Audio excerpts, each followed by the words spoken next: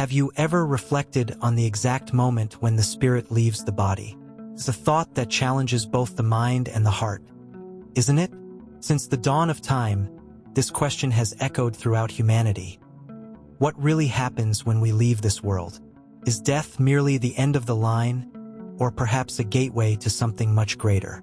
The answer may seem distant or even unattainable, but what few people know is that there are surprising and transformative revelations about this mysterious moment. Now, imagine for a moment that everything you've ever heard about death and the afterlife might be wrong. What if the truth isn't frightening but liberating? The great question is that we are surrounded by beliefs, myths, and fears that distort our vision of what it truly means to depart. But here's the truth. You don't have to live in doubt. The answers exist, and they have the power to change not only your understanding of death but also how you approach life. So, I invite you to embark with me on a rare journey, an open and profound conversation about something we will all face one day, yet few have the courage to explore. This knowledge isn't just for the curious. It's for those who seek clarity, peace, and above all, purpose. Because understanding the moment the spirit leaves the body is, in fact, uncovering the secret to living fully. Are you ready? Let's discover it together. The mystery of life after death has fascinated humanity for centuries. It's astonishing to think that around 80% of the world's population believes that life continues in some form beyond the final breath. This belief takes various shapes, from the idea of reincarnation to that of a final judgment where the destiny is heaven or hell. But let's be honest, who hasn't found themselves wondering what really happens when we cross that threshold? These questions resonate like an echo in our souls, especially during moments of reflection or loss. Imagine, for instance, someone who finds comfort in the thought of reuniting with a loved one on the other side. This hope has the power to transform pain into strength, helping us move forward. But is there a consensus on this? Cultures around the world hold such varied views on the afterlife that it resembles an infinite mosaic of beliefs. On one hand, we have religions that speak of reincarnation. On the other, philosophies that claim everything simply ends. And amidst all this, science tries to shed some light with its studies on near-death experiences. Interestingly, these views not only shape our beliefs but also influence our daily actions. Think about it. If you believe your choices will have eternal consequences, how does that affect your decisions? Do you behave differently, striving to live more ethically or spiritually? These reflections open a universe of possibilities and, of course, lead to deeper questions about what it really means to live. And that's where the scriptures come into the conversation. The Holy Scriptures offer intriguing answers to one of life's greatest mysteries. What happens after death? According to the Bible, death is not the end but a transition to something greater and eternal. Amid so many theories and beliefs, it highlights 5 facts that are, at the very least, startling for those who read them for the first time. It's as if the Bible hands us a map, a compass to navigate this mysterious journey that we will all inevitably face. One of the most striking points is the clarity of its messages about the soul's destiny. For example, the verse that says dust returns to the earth and the spirit returns to God, Ecclesiastes 12 verse 7. Isn't it comforting to imagine that there's a greater purpose at the end of our earthly journey? Furthermore, the Bible demystifies many popular conceptions, such as the idea that the dead continue to roam the world or influence the living. In fact, it suggests that these concepts often arise more from our emotions than reality. If you think of death as something dark and final, perhaps it's time to reconsider. The scriptures teach that life on earth is merely a brief passage compared to the eternity that awaits us. This perspective can radically change how you face daily challenges. After all, if there's something beyond, shouldn't we live with more purpose, seeking what truly matters? It's an invitation to reflect deeply and perhaps find the answers you've been searching for. As we explore the next crucial point, when it comes to the relationship between the living and the dead, the scriptures are clear. There's no contact between the two worlds. This truth directly confronts some popular beliefs, such as the idea that spirits can manifest or send messages through mediums. The book of Ecclesiastes states clearly that the dead know nothing and have no more part in anything that happens under the sun. It's a declaration that may shock those who have always believed in stories of communication with the beyond. But why is this idea so important? Imagine the emotional impact of believing that a message received in a moment of despair came from a loved one. It seems comforting, doesn't it? However, the scriptures warn that such phenomena may be traps to divert people from the path of truth. In other words, the danger lies in placing our faith in something unreliable that merely fills a momentary void. It's a reminder to seek comfort in what is eternal and secure. If you've ever been caught in doubts about this topic, the scriptures offer a path to clarity. They teach us to trust in God's word, which reveals that there is a great chasm separating the living and the dead. It's a truth that challenges us to let go of certain comforting illusions, but at the same time, guides us to find more solid answers. And this leads us to an even deeper question. What really happens to the spirit after death? The Bible teaches us that when we die, our body returns to dust, while the spirit returns to God. This is one of the most powerful messages in the scriptures, offering both comfort and a perspective on the purpose of life. When we think about it, it's almost as if death is a starting point, not an end. It is at this moment that the essence of our being reconnects with the Creator, closing an earthly cycle and beginning an eternal spiritual journey. It's interesting to note how this idea challenges many popular narratives, such as those suggesting that the spirit wanders the world after death.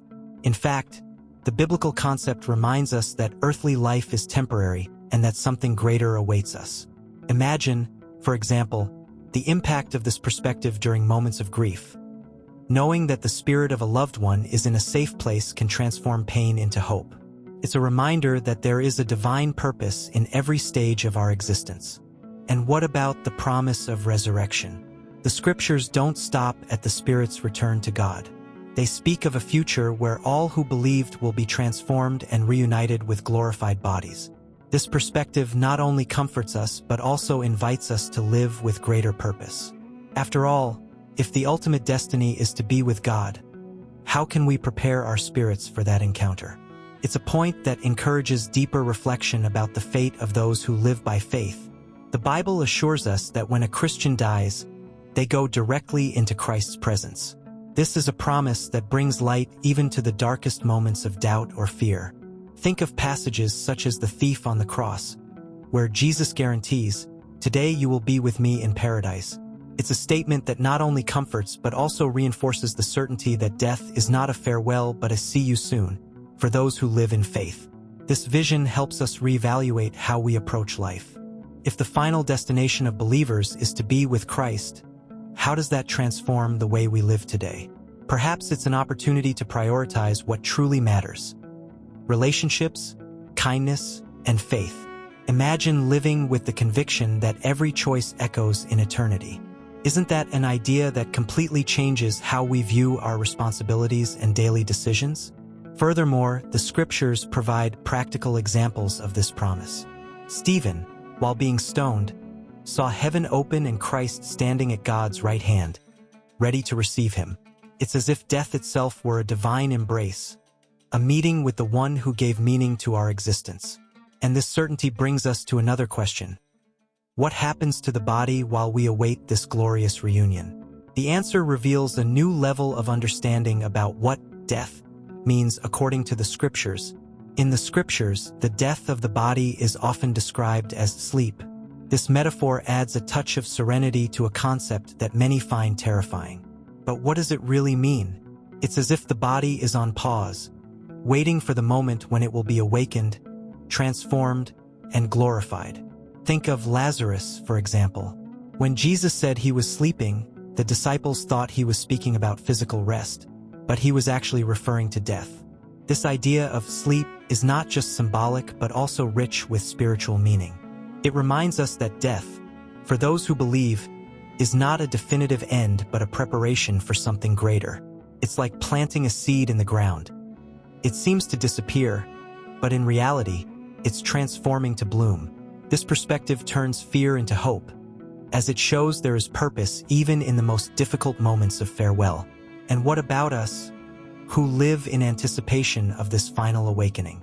Knowing that the body is merely sleeping invites us to live with more faith and purpose, as if we are in constant preparation for a glorious reunion.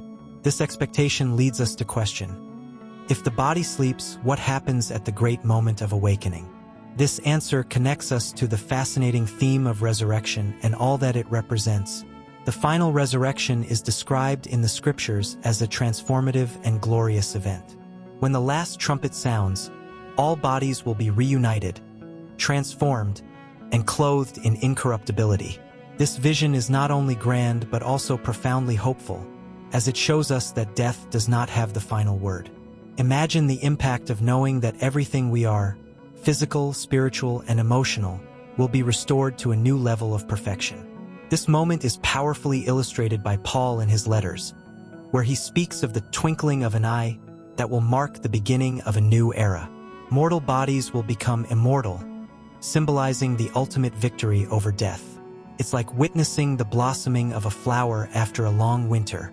The resurrection not only reunites the particles of what we were, but also gives us a glorified form, like that of Jesus after his resurrection, capable of touching, feeling, and fully living. This promise is not just theoretical, it carries practical implications. Knowing that there is a future resurrection changes how we deal with losses and face life. Every choice, every act of kindness, every expression of faith seems to hold eternal significance.